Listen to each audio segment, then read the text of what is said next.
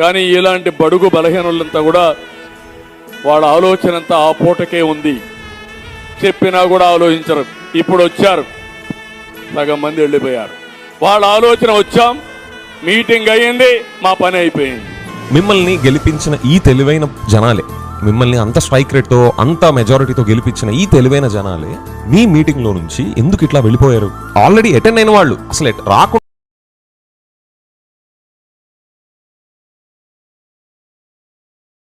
ఉన్నారు అంటే అది ఇంకో లెక్క.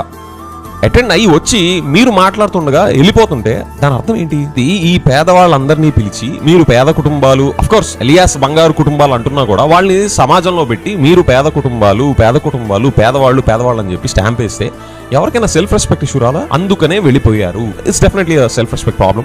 వాళ్ళ ఆత్మాభిమానాన్ని దెబ్బతీసినట్టే. అది ఎవ్వరూ చేయకూడదు. ఇండివిజువల్స్ ని రెస్పెక్ట్ చేయాలి, regardless of their financial situation, their caste, community, creed, whatever. ఏ ట్యాగ్ పెట్టి కూడా ఒక మనిషి రెస్పెక్ట్ ని హర్ట్ చేసేలాంటి చేయకూడదు.